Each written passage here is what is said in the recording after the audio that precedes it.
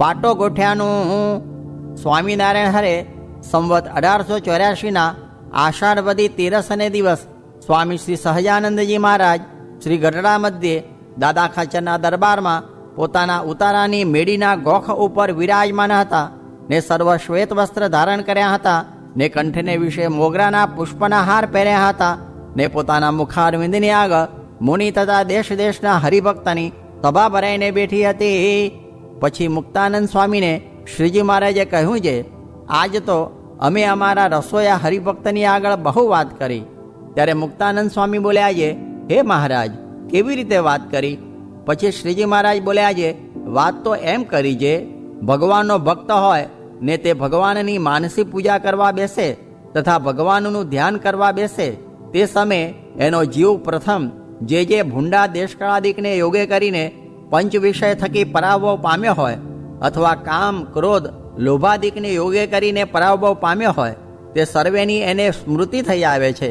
જેમ કોઈ શૂરવીર પુરુષ હોય ને સંગ્રામમાં જઈને ઘાયે આવ્યો હોય ને તે ઘાયલ થઈને પાછો ખાટલામાં આવીને સૂએ, પછી એને જ્યાં સુધી પાટો ગોઠે નહીં ત્યાં સુધી ઘાની વેદના ટળે નહીં ને નિદ્રા પણ આવે નહીં, ને જ્યારે પાટો ગોઠે ત્યારે ઘાની પીડા ટળી જાય ને નિદ્રા પણ આવે, તેમ ભૂંડા દેશ કાળ સંગ અને ક્રિયા તેને યોગે કરીને જીવને પંચવિષયના જે ઘા લાગ્યા છે તે જ્યારે નવધા ભક્તિ માહેલી જે ભક્તિ કરતા થકા એ પંચવિષયના ઘાની પીડા ન રહે ને પંચવિષયનું સ્મરણ ન થાય, એ જ એને પાટો ગોઠ્યો જાણવો અને એ જ એને ભજન સ્મરણનું અંગ દૃઢ જાણવું. પછી એ અંગમાં રહીને માનસી પૂજા કરવી, નામસ્મરણ કરવું, જે કરવું તે એ પોતાના અંગમાં રહીને કરવું તો એને અતિશય સમાસ થાય. અને જો પોતાના અંગને ઓળખે નહીં તો જેમ ઘાયલને પાટો ગોઠે નહીં ને સુખ ન થાય તેમ એને ભજન સ્મરણમાં કોઈ રીતે સુખ ન થાય ને પંચવિષયના જે ગા એને લાગ્યા હોય તેની પીડા ટળે નહીં. માટે એ નવધા ભક્તિમાંથી જે ભક્તિ કરતે થકે પોતાનું મન ભગવાનમાં ચોંટે અને ભગવાન વિના બીજો ઘાટ કરે નહીં, ત્યારે તે હરિભક્તને એમ જાણવું છે, મારું તો એ જ અંગ છે. પછી તે જાતની ભક્તિ એને પ્રદાન રાખવી એ સિદ્ધાંત વાર્તા છે. ઇતિ વચનામૃતમ. એવી રીતે ગઢડા અંત્ય પ્રકરણનું 15મું વચનામૃત જે તે થયું. જૂનાગઢમાં શ્રીહરિ કહે, અભાવ અરુચિ વર્તે અને સેવા કરવામાં ઉમંગ ન જાગે તો જાણવું તેને સત્સંગમાં પ્રીતિ નથી. ધ્યાન કરે તો પણ સેવામાં તાન ન હોય તો ધ્યાન મિથ્યા છે.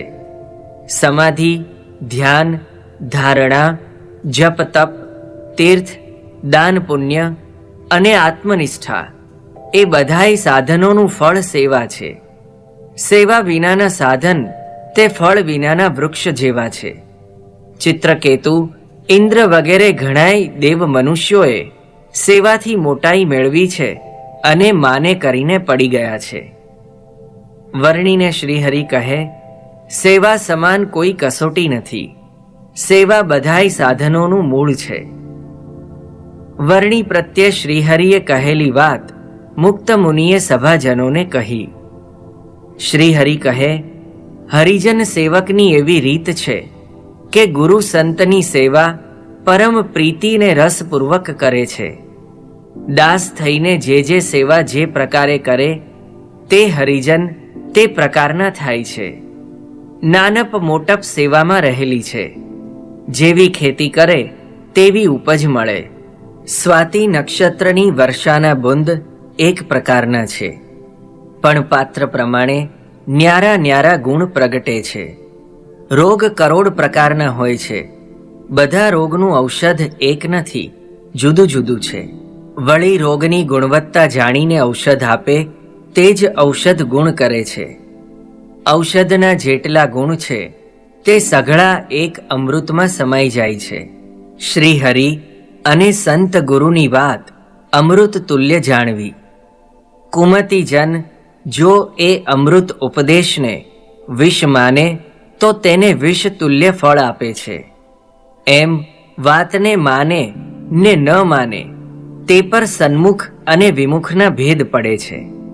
હરિગુરુની વાતને શ્રદ્ધાપૂર્વક ઝીલે ને અંતરમાં ઉતારે તેને માટે તે અમૃતનું ફળ આપે છે.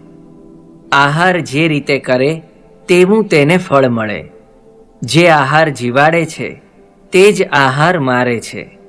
તેમ સત્સંગ કરતાં કરતાં ઘટી પણ જાય છે ને વૃદ્ધિ પણ પામે છે. આ બધા દ્રષ્ટાંતનું સિદ્ધાંત એટલું છે કે દાસપણે ભગવાન અને ભગવાનના ભક્તની સેવા કરવી. જે રીતે પૂર્વે ભક્તોએ સેવા કરી છે તે રીતે શુદ્ધ મને કરીને કરવી. કારણ આ વખતે સત્સંગમાં ધામના મોટા મુક્તોએ દેહ ધર્યા છે ને નારદ, શુક, સનકાદિક અનંત મુક્ત પણ આવ્યા છે. હરિજન સેવક કર ઈસ રીતા, ગુરુ સંત કી પરમ રસ પ્રીતા. જો જો સેવ કરે જીસ રીતિ, ભય સો હરિજન તિસ રીતિ. હરિ ગુરુ સંત કી બાત જેહુ, અમૃત તુલ્ય જાનના તેહુ. ભગવાન કે ભક્ત અપાર, હો ગયે સેવ કરત જેહી. करना तेहि प्रकार, सेव सो शुद्ध मन होई. सत्संग में अबवार, धाम के बड़े मुक्त जेहू. आए वारन पार, नारद शुक आदिक अनंत. मुक्त मुनि कहे, श्री हरि कहता કે મનુષ્ય તન પામીને ચક્રવર્તી રાજ્ય મળે પણ ભગવાનનો દાસ ન થાય તો તેના દુઃખનો અંત આવતો નથી. કારિયાણીમાં શ્રીહરિએ વાત કરતાં કહ્યું, આંખમાં સેવાનો ગુણ વસી જાય પછી તેના દુર્ગુણ કે અવગુણ નજરમાં આવતા નથી. સેવાનું આ અંજન અન્ય પંચરસના અંજન કરતાં પણ શ્રેષ્ઠ છે.